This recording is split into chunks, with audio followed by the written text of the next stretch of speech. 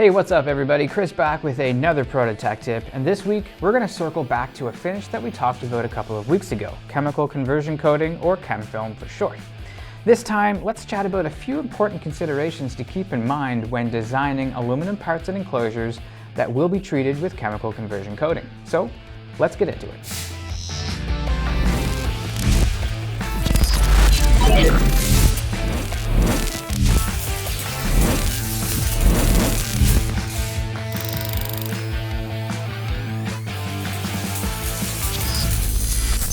First, let's go over what chemical conversion coating is. Chemical conversion coating is a chemical treatment applied to aluminum and its alloys to protect the surface from corrosion by applying a layer of chromate. It forms a thin protective layer on the metal, preventing oxidization and acting as a safeguard against environmental damage. Now, in our video from 2 weeks ago, we spoke about how this process helps protect aluminum from corrosion over time. But you might be wondering, what should you keep in mind during the design process to make the most out of chemical conversion coating? Well, that's exactly what we're going to talk about today. First up, as usual, think of the aluminum alloy that you're going to use. That's because not all aluminum alloys react the same to chemical conversion coating. Out of the alloys that we stock, aluminum 6061 and 5052 perform better with chemical conversion coating as they are more compatible and deliver better adhesion and corrosion resistance. If your project needs specific alloys, you might need to do some extra surface preparation like cleaning or etching to get the best results. Just reach out to our team and they'll help you out with this so you can get the best out of your project. Next, you'll want to avoid complex geometry, as trapped solution in deep recesses, blind holes, or narrow channels can cause inconsistent coating or poor adhesion. And uneven drainage and sharp internal corners may lead to pooling, defects, or even streaking. So you'd want to include generous radii for internal and external corners, minimize blind holes where possible, and create drain holes in enclosed spaces to allow proper solution flow and drainage. It's important to know that the starting surface condition of your aluminum part directly impacts the quality of the coating.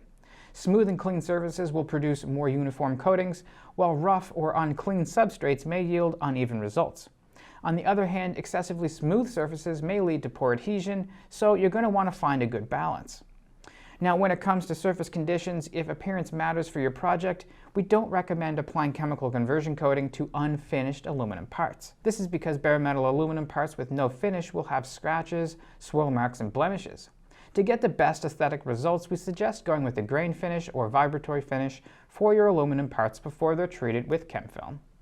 Now, some sections of your part may need to remain uncoated for functional reasons, so design your parts with easily maskable features and document that in your CAD drawings. Also, use clear edges or smooth surfaces for masking and avoid tight or irregular shapes. Another thing to remember when using chemical conversion coating is that it's important to select the right PEM type. Zinc-coated PEMs, for example PEMs with ZI at the end of the name, can't be inserted before Chem Film. They need to be added after.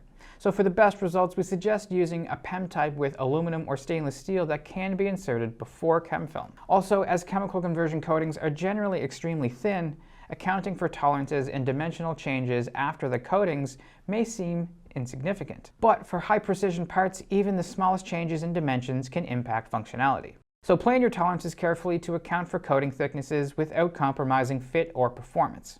If necessary, in your design drawings, you can specify areas requiring no coating to ensure tolerances are maintained. So in summary, when designing aluminum parts and enclosures for chemical conversion coatings, it's important to think about things like geometry, surface finish, and tolerances. So by paying attention to these details, you can get a durable, uniform coating that works perfectly for your design requirement. Now, if you have any questions, just reach out to our Protocase or Protospace MFG account managers. They'll be happy to help. And that's it for this week's Proto Tech Tip. I hope you enjoyed this video. I'll see you again next week, and until next time, take care.